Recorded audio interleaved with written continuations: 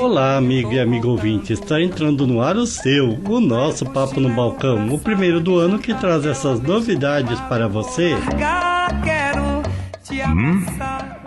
Papo. Entrevistei a Melina Reis, que nos fala sobre turismo em cidades acessíveis. Papo no Balcão.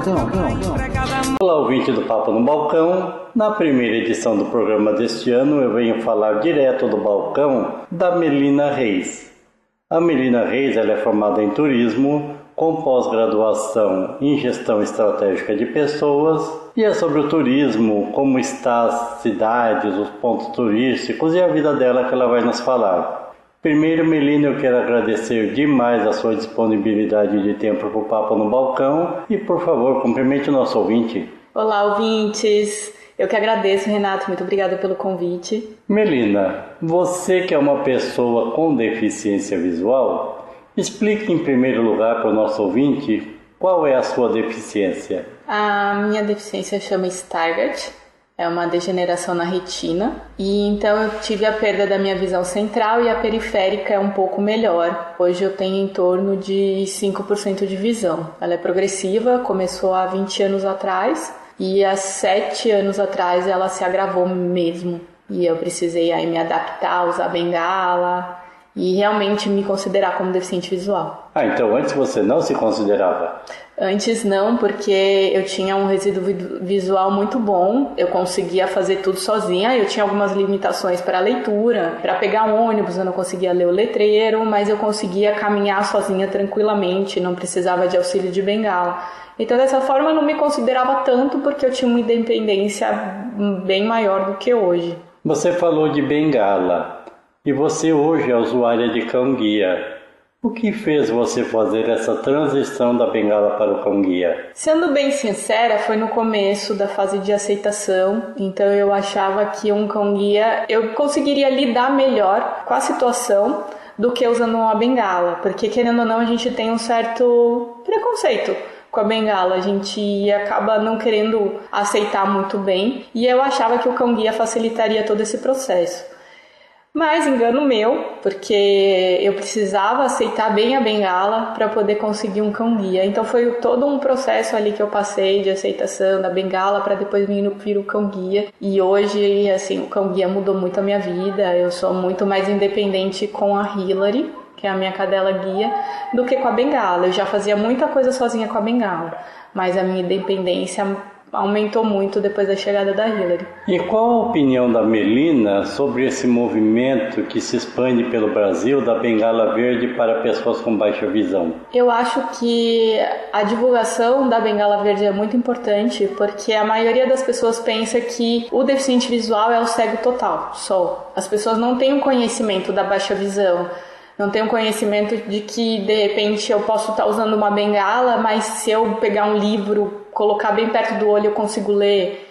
Então, precisa ter essa diferenciação para as pessoas entenderem que quem está usando uma bengala verde, por exemplo, tem baixa visão, então vai ter certas restrições, mas outras coisas ela consegue fazer, diferente de uma pessoa que é deficiente visual total. O usuário de cão-guia obrigatoriamente tem que carregar uma bengala com uma pessoa. Você já carrega uma verde ou ainda não? Não, na verdade eu não carrego nenhuma bengala comigo, só a Hillary. Bom, agora deixando o cão-guia e bengala de lado, o que fez você optar pela profissão de turismóloga, fazer a faculdade de turismo? Uma pessoa com deficiência visual entrar numa área que também é bem visual. Quando eu fiz a faculdade, eu ainda tinha um resquício visual muito bom, né? Já era considerado baixa visão, mas era bem melhor do que hoje. E eu sempre gostei muito de viajar. Eu, aos 17 anos, achava que fazendo turismo eu ia viajar. Depois a gente faz a faculdade e vê que não é bem assim, né? Que a gente acaba trabalhando enquanto os outros viajam e se divertem, na maioria das vezes. Mas eu acho que, assim, uma viagem vai muito mais além da visão. Não é só apreciar a beleza do lugar que a gente aproveita numa viagem. A gente aproveita o contato com as pessoas, a sensação, a energia do lugar, a culinária. Enfim, são várias outras coisas que envolvem uma viagem além da visão. E eu acho que isso é uma experiência única. Eu acho que viajar enriquece muito a gente. Você falou que uma pessoa formada em turismo mais trabalha do que aproveita a viagem. Explica para o nosso ouvinte como é esse trabalho nos bastidores da pessoa formada em turismo. Na maioria das vezes a gente vai trabalhar ou num hotel, ou em uma agência, ou como guia, ou como na área de planejamento. Então a gente vai preparar tudo, seja o hotel, seja planejando a viagem para alguém, seja planejando o espaço, a cidade para alguém. Então, de certa forma, a gente vai estar preparando para que o turista se sinta bem, se divirta, tenha uma boa estadia, né, dependendo ali de onde você vai trabalhar. Então você está trabalhando enquanto a pessoa está se divertindo. Mas vocês têm contato direto com os turistas? Sim, temos, direto. De que forma? Para poder atender às necessidades do turista. Se é uma agência, para poder saber que tipo de viagem se busca a praia, se busca montanha, se é, sei lá, uma viagem entre amigos, entre família, entre casal, ou hotel também, de certa forma, o que você precisa ali no hotel, o tipo de quarto, o tipo de acomodação, se é um hotel que tem área de lazer, se é um hotel mais simples, que a pessoa só vai dormir. Então você está o tempo todo tendo contato com pessoas para poder proporcionar ali a melhor experiência para o turista. Porque, querendo ou não, trabalhando com turismo, você, de certa forma, lida com sonhos, lida com a expectativa da pessoa. Então, a gente tem que fazer que seja a melhor possível para o turista sair satisfeito daquela viagem. Melina Reis, nossa conversa está excelente, mas temos que dar uma paradinha que agora vem aí. O entrevistado pede. A gente toca. Melina Reis, no Papo no Balcão, todo entrevistado ele pede uma música e oferece para o ouvinte. Qual você vai pedir e por quê? Eu vou pedir a música É Preciso Saber Viver, dos Titãs, porque eu acho que o título já diz bastante. A gente precisa aprender a viver, a gente precisa saber viver e aproveitar a vida, e mesmo que surjam obstáculos, surjam os espinhos aí pelo caminho, a gente tem que absorver tudo isso e lidar muito bem com isso e continuar vivendo sempre.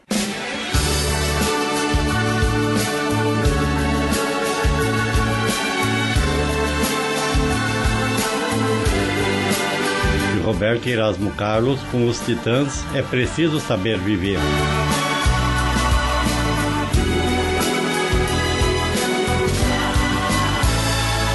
Melina Reis, no bloco anterior você falou do contato que um turismólogo tem com seu cliente. E você, a partir da faculdade, viu que não iria viajar e se divertir? Que rumo tomou para continuar mantendo esse seu sonho de ter asas e conhecer os lugares? Logo depois que eu me formei, eu trabalhei um pouco com turismo, trabalhei com organização de excursão, porque foi quando minha visão começou a piorar mesmo e eu fui procurar emprego e não conseguia arrumar emprego, eu precisava trabalhar, comecei a organizar a excursão.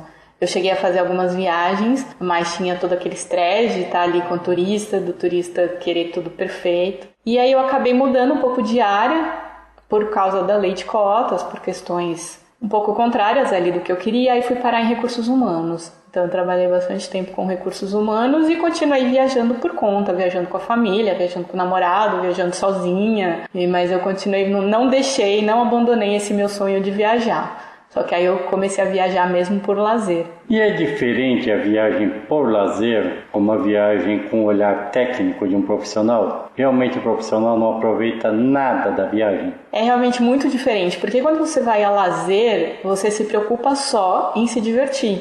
Você se preocupa só em aproveitar todo aquele ambiente, tudo aquilo que a viagem te proporciona. Quando você precisa ter um olhar técnico, você começa a ser mais crítico também. Você vai ver sim as belezas, mas você vai ver sim que poderia ter melhorias, que aquele ponto é um ponto negativo, que aquilo de repente talvez o cliente não gosta. Então é um pouco diferente aí esse tipo de viagem, né? A lazer e a trabalho. E você falou que no começo você até trabalhou com organização de viagens.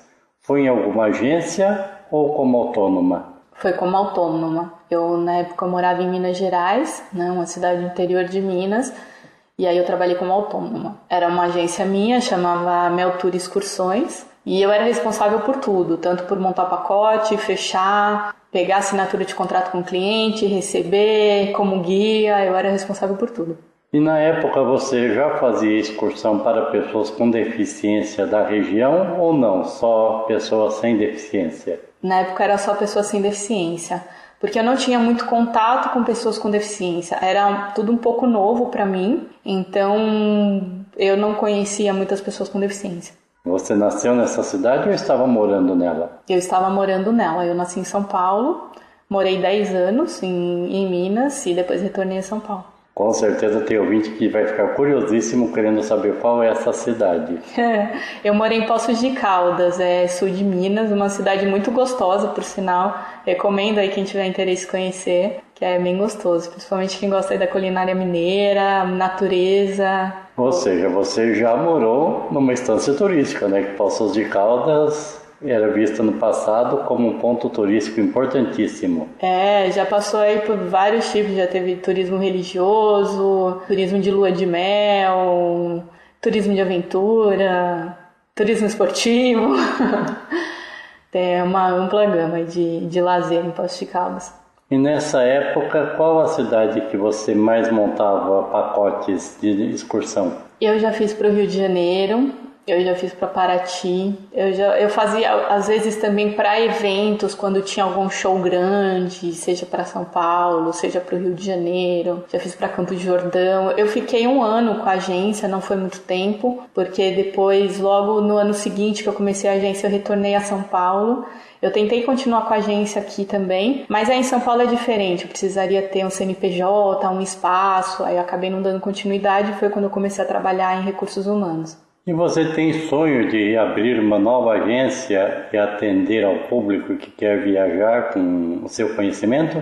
Eu cheguei a fazer algumas viagens, algumas excursões com pessoas com deficiência também, com deficientes visuais por um tempo, mas hoje eu estou me dedicando a um outro projeto, um blog, e essa questão da agência está um pouco parado. Não penso ainda, talvez mais para frente, mas por enquanto ainda não penso em retomar com a agência. Mas por que o blog, e ainda não vamos falar dele, ao invés de uma agência que poderia te dar maior retorno? Porque o blog eu acabo conseguindo fazer as viagens, eu aproveito como turista, tendo um olhar clínico, um olhar técnico, porque eu preciso mostrar tudo para as pessoas, mostrar os pontos positivos e os pontos negativos dos lugares também. E acaba sendo uma coisa eu e a Hillary, porque lidar com pessoas não é muito fácil, lidar com sonhos de pessoas não é muito fácil, de repente com a frustração da pessoa quando alguma viagem não dá certo. E quando eu faço alguma viagem para o blog, por exemplo, e algo dá errado, sou eu só, né? Eu vou achar ruim, mas não tem mais ninguém envolvido ali para poder ter algum tipo de frustração, talvez, de arrependimento ou o que for. Nessa época que você organizou excursões para pessoas com deficiência visual, teve muita reclamação? Teve algumas, porque eu acho que nunca vai ter alguma coisa que você vai fazer, seja um evento, seja uma viagem, seja qualquer coisa, que 100% das pessoas vão ficar satisfeitas. Sempre tem alguma, por ideias diferentes, por culturas diferentes, por pensamentos diferentes, vai ter sempre alguma coisa que não vai sair do jeito que alguém vai gostar. Eu acho que é muito difícil ter alguma coisa que saia perfeitamente e atenda a todos os públicos. Melina Reis, no bloco anterior falamos da sua profissão, do como você deixou ela de lado e num blog que você criou, o Quatro Patas pelo Mundo. Com qual finalidade você criou esse blog? A finalidade principal da criação do blog é poder mostrar para as pessoas que não é porque a gente tem uma limitação que a gente vai ficar em casa. Então, além de juntar minha paixão por viajar, eu tenho a oportunidade de mostrar para as pessoas que as pessoas com deficiência, no meu caso falando mais sobre a deficiência visual, a gente viaja, a gente quer ter lazer, a gente tem direito ao lazer. Além de poder falar sobre cão-guia também, mostrar sobre os direitos do cão-guia, porque infelizmente às vezes acontece da gente chegar num hotel e a pessoa não querer receber o cão, dizer que não aceita animais, aí você tem que explicar que é um cão-guia, que o cão é treinado e mesmo assim a pessoa tem uma certa resistência em receber, ou até em algumas atividades também, principalmente alguma atividade mais radical, mais de aventura, a pessoa acha que só porque você não enxerga você não pode fazer, ou porque tem uma limitação, tem uma dificuldade. Então é mostrar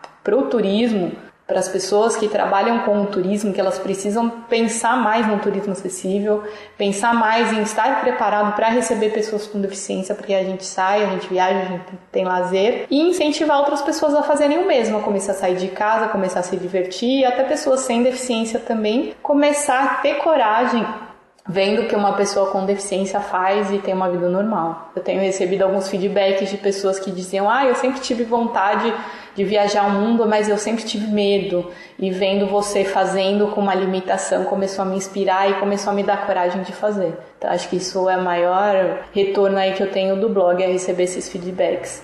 A maioria das suas viagens você faz sozinha com a Hilary ou tem alguma outra pessoa com você? Depende da viagem. Eu faço muito viagem sozinha com a Hilary, mas às vezes tem gente comigo também.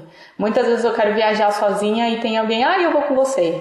Principalmente minha família, minha mãe, assim, que adora viajar, então ela é bem companheira nas minhas viagens, mas eu viajo sozinha também. Depende muito do caso, da viagem, do lugar, da época. Então essa paixão pela viagem já vem de família, porque se a sua mãe também adora bater asas... Isso daí é herança familiar. E a Hilary, ela já entrou em algum brinquedo com você ou isso é proibido nas atrações? Não, a Hilary entrou em junho de 2017. A gente foi pra Disney, né? Foi pra Orlando, foi nos parques lá, tanto Disney, Universal, SeaWorld, e algumas atrações ela foi junto comigo. Tirando montanha-russa, né? Mas alguns barquinhos de brinquedo em água, algumas outras atrações mais leves que tinham um carrinho, ela ia junto comigo. Pô, coitada, você não levou ela na montanha-russa? Não levei, tadinha, não tinha espaço pra colocar ela deitadinha, mas eu acho que ela ia adorar, viu? A gente foi num simulador de montanha-russa do Simpsons e ela ficou deitadinha, ela bonitinha, chacoalhando. Você falou de Orlando. Qual a avaliação que você faz da acessibilidade nesses parques, que é o maior centro de lazer do mundo? A acessibilidade é boa, mas não é perfeita. Depende de cada parque tem estrutura ou não, né? O SeaWorld é um pouco menos preparado. Eu vou falar assim, quais eu tive melhor atendimento. Foi nos parques da Universal, que são dois, né? O Island of Adventure e o Universal Studios, e o Busch Gardens. Foi onde eu achei que eles estavam mais preparados para receber pessoas com deficiência visual, né? Eu vou falar que foi essa a minha experiência. A Disney tem uma estrutura, mas eu acho que foi muito falho. Os funcionários dos parques, que ficam na frente das atrações, eu pedi ajuda para ir até a montanha-russa. Eu fui com a minha mãe nessa viagem. Eles não me auxiliavam. Eles têm um pouco uma questão de não tocar na gente. Então, eu tive um pouco mais de dificuldade. Mas na Universal e no Busch Gardens foi excelente. Eu vou dizer que o Busch Gardens me surpreendeu também. Não imaginava que eles tinham essa estrutura. E além da Disney, fala para o nosso ouvinte outros passeios interessantes que você fez no Brasil e no mundo. Falando assim sobre o mundo também, eu já fui para o Chile com a Hilary em 2016. Eu fui no finalzinho da temporada de neve, então não caiu nevasca, não peguei nevando, mas eu queria ter a experiência ali de sentir a neve, de estar na neve. E foi uma experiência maravilhosa, porque a Hilary curtiu muito. Ela adorou correr na neve, comer neve. Eu esquiei um pouquinho, não esquiei muito porque tinha muita gente, então eu fiquei com um pouco de receio mais de atropelar as pessoas, mas eu tive ali uns 2 minutinhos descendo no esqui, foi uma experiência de liberdade muito boa. E no Brasil, eu gosto muito acho que o sul do Brasil é muito gostoso também, o Nordeste. E eu acho que o Brasil é muito lindo, tem muita coisa aí legal. O Ceará me recebeu muito bem quando eu fui para Fortaleza, todo mundo sempre me atendendo com um sorriso no rosto, sempre disposto a me ajudar. Foi uma experiência muito, muito bacana também, eu gostei bastante de Fortaleza. E no Chile, você foi no deserto do Atacama ou só ficou lá comendo neve? Não fui, eu fiquei comendo neve. Eu fiquei em Santiago, né, que é a capital, não neva, e para poder ver a neve ali, ter o contato com a neve, eu fui para o Vale Nevado para El Colorado. Aí eu fiquei em El Colorado, que é a parte do meio, que tem Farellones, que é a primeira, depois você sobe mais um pouco El Colorado e sobe mais um pouco, que é o topo ali, o Vale Nevado. Que aí a gente não chegou aí até lá, e lá é mais frio, acho que tem até uma questão também de diferença de altitude, Acho que para respirar tem uma diferença também. E Europa, a Melina já visitou ou ainda não? Eu já visitei a Europa, não com a Hillary, eu já fui sozinha e eu fui para Paris, que eu adoro Paris também, eu acho muito fácil de se andar por Paris, tem metrô para todo canto, é tudo pertinho para fazer a pé também, é muito bom. A cidade não é muito limpa, mas eu gosto bastante de Paris. Eu fui para Madrid, que também é bem acessível. Para Londres, é acessível também, mas eu não curti muito Londres, talvez por causa do frio. Fui para Grécia. A Grécia a acessibilidade é bem complicada, mas eu fui para Grécia em 2008. Então pode ser que tenha mudado alguma coisa, que eu duvido um pouco. Mas a Grécia é linda, a história da Grécia eu me encantei. A culinária grega é maravilhosa. Melina, a conversa continua excelente, mas precisamos dar mais uma paradinha. Melina Reis, no bloco anterior falamos sobre parques e lugares. Quais locais você indicaria para uma pessoa com deficiência visitar que tem uma acessibilidade razoável? Um dos lugares que foi bem tranquilo para mim foi Curitiba. Foi o meu primeiro destino sozinha com a Hillary. E foi bem tranquilo andar por lá, consegui fazer todos os passeios, peguei ônibus, andei a pé, foi muito bom. Fortaleza, apesar dos próprios cearenses não acharem que seja muito acessível, mas eu achei que eu encontrei muito mais semáforo sonoro lá do que aqui em São Paulo. Fora Madrid também, é um lugar acessível, bem tranquilo pra gente fazer, eu acho que dá pra gente ir sozinha também tranquilamente. É bem tranquilo, as pessoas respeitam, tem as leis também que acontecem lá.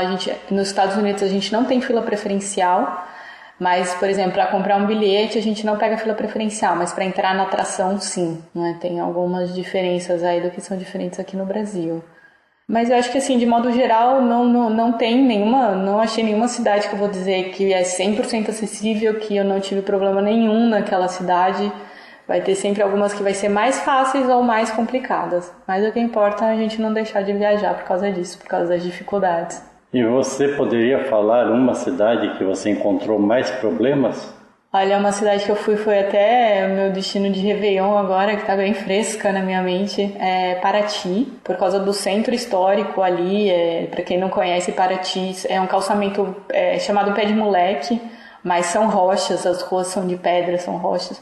Então todo o centro histórico é preservado, o calçamento de antigamente, e eu não vejo como a gente conseguia andar ali, não tinha como a Hillary me guiar, porque quem enxerga escorrega o tempo todo. Cadeirante ali, não sei. Não vejo também como andar com uma cadeira de roda ali, porque tudo desnivelado, né? São várias pedras, então você escorrega o tempo todo. E tava chovendo.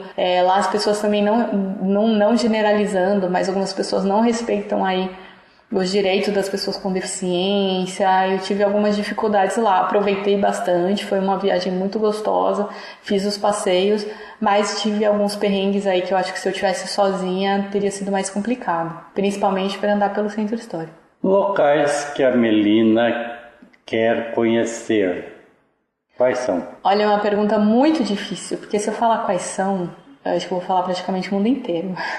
O programa só falando das cidades. Só falando das cidades. Mas eu tenho muita vontade de conhecer a África do Sul, a Itália, Portugal, conhecer mais do sul do Brasil, que é a Europa brasileira, né? Tem umas cidadezinhas lá que são um charme, adoro aquela arquitetura europeia ali, aquelas casinhas telhado estilo chalé, tem o nome certo, mas eu não sei o nome. Deixa eu ver. Muitos lugares, assim, conhecer mais da Europa, Suécia, Alemanha, explorar mais a Grécia também, que a Grécia é linda demais, enfim, tem muita coisa aí pra gente conhecer, muita coisa. Nordeste também, o mundo inteiro, mais fácil. E qual a próxima parada que a Melina vai dar? Próxima parada, Santa Catarina. Eu vou para Blumenau, eu vou conhecer Pomerode, não certo, correto de falar, que é a Alemanha brasileira. E aí eu vou explorar um pouquinho ali o Vale Europeu. Pois é, Melina, o Papo no Balcão está chegando ao seu final, infelizmente nosso tempo é curtíssimo. Quem quiser conhecer mais da Melina, das suas viagens, da Hillary, das aventuras que você empreende pelo mundo. Como fazer? Quais os seus contatos, meios de comunicação? Bom, estamos em todas as redes sociais, no Facebook e no Instagram, apesar do Instagram não ser muito acessível para deficiente visual, mas também estamos lá. É o número 4, P de pato, pelo mundo. Então seria o 4 patas pelo mundo, mas é @4p pelo mundo. O nosso blog é www.quatropataspelumundo.com. E no YouTube, também youtube.com/4pataspelomundo. É sempre o número 4. Em todos os casos, nenhum é escrito 4. Não, é sempre o número 4. Melina, eu quero agradecer demais a sua disponibilidade de tempo para o Papo no Balcão, deixando o programa aberto para quando você tiver novidades. E, por favor, despeça do nosso ouvinte. Renato, muito obrigada pelo convite. Foi uma honra estar aqui com você, bater um papo aqui com vocês. Obrigada, ouvintes, por terem escutado aqui a gente, saber um pouquinho mais sobre a Melina, sobre o Quatro Patas pelo Mundo. E espero vocês lá nas redes sociais, no blog. Fico à disposição aí para responder perguntas, para conversar um pouquinho mais com vocês. Eu que agradeço demais. Ouvinte, hoje eu falei direto do balcão da Melina Reis, blogueira do Quatro Patas pelo Mundo e viajante pelo mundo inteiro. Eu, Renato Barbato, produzi e apresentei mais este programa.